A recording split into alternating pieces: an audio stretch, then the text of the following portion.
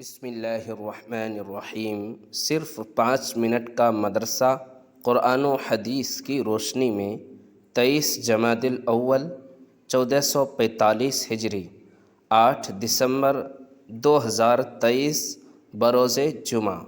Number 1، اسلامی تاریخ۔ غزوہ دومۃ الجندل 25 ربیع الاول سن 5 ہجری میں رسول اللہ صلی اللہ علیہ وسلم کو اطلاع ملی کہ شام کی سرحد سے قریب دومۃ الجندل کے مشرق قبائل نے قافلوں پر ڈاکہ ڈال رکھے ہیں اور گزرنے والوں سے سامان لوٹ لیتے ہیں۔ نیز یہ بھی معلوم ہوا کہ انہوں نے مدینے پر حملہ کرنے کے لیے ایک بڑی فوج جمع کر لی ہے۔ ان خبروں کے پیش نظر رسول اللہ صلی اللہ علیہ وسلم نے سبا بن عرفہ غفاری رضی اللہ عنہ کو مدینے کا امیر بنایا اور سخت گرمی، ریگستانی سفر اور ناسازگار حالات کے باوجود 1000 صحابہ کا لشکر لے کر ان کے مقابلے کے لیے روانہ ہو گئے۔ مسلمان شدید گرمی کی وجہ سے رات میں سفر اور دن میں آرام کرتے تھے۔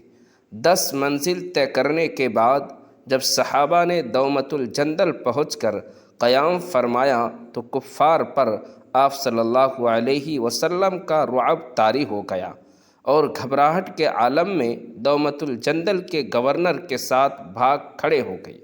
آپ صلی اللہ علیہ وسلم صحابہ کرام کے ہمراہ جنگ کیے بغیر مدینہ منورہ واپس تشریف لے آئے۔ نمبر 2، اللہ تعالیٰ کی قدرت۔ چیونٹیوں کی دور اندیشی۔ اللہ تعالیٰ کی چھوٹی سی مخلوق چیونٹی کو دیکھو۔ قدرت نے اس کو اپنی غذا جمع کرنے کی کیسی حکمتیں سکھائی ہیں۔ اپنی غذا جمع کرنے میں چیونٹیاں آپس میں ایک دوسرے کا کس طرح تعاون کرتی ہے اور سب آپس میں مل کر سخت گرمی اور سخت سردی کا اسٹاک جمع کر لیتی ہے تاکہ اطمینان و سکون سے اپنے سوراخوں میں بیٹھ کر کھایا کرے اور باہر نہ نکلنا پڑے۔ یہ کیسی دور اندیشی ہے، یہ سمجھ چیونٹی کو کس نے دی ہے؟ نمبر 3، ایک فرض کے بارے میں۔ بیمار کی نماز۔ رسول اللہ صلی اللہ علیہ وسلم نے فرمایا، نماز کھڑے ہو کر ادا کرو، اگر طاقت نہ ہو تو بیٹھ کر ادا کرو، اور اگر اس پر بھی قدرت نہ ہو تو پہلوؤں کو بل لیٹ کر ادا کرو۔ فائدہ: اگر کوئی بیمار ہو اور کھڑے ہو کر نماز پڑھنے پر قادر نہ ہو تو رکوع سجدہ کے ساتھ بیٹھ کر پڑھے، اور اگر رکوع سجدہ پر بھی قادر نہ ہو تو بیٹھ کر اشارے سے پڑھے، اور اگر بیٹھ کر پڑھنے کی طاقت نہ رکھتا ہو تو لیٹ کر پڑھے۔ نمبر 4، ایک سنت کے بارے میں۔ ہر نماز کے لیے وضو کرنا۔ حضرت انس رضی اللہ عنہ بیان کرتے ہیں کہ آپ صلی اللہ علیہ وسلم کی عادت شریفہ تھی کہ وضو ہونے کے باوجود ہر نماز کے لیے تازہ وضو فرماتے، اور ہم لوگ کئی نمازیں ایک ہی وضو سے پڑھتے تھے۔ نمبر 5، ایک اہم عمل کی فضیلت۔ گناہوں کو معاف کرانے کی تسبیح۔ رسول اللہ صلی اللہ علیہ وسلم نے فرمایا، زمین پر جو شخص بھی لا الہ الا اللہ واللہ اکبر ولا حول ولا قوت الا باللہ پڑھتا ہے تو اس کے تمام گناہ معاف ہو جاتے ہیں، خواہ سمندر کے جھاگ کے برابر ہو۔ نمبر 6، ایک گناہ کے بارے میں۔ دوزخ کے مستحق۔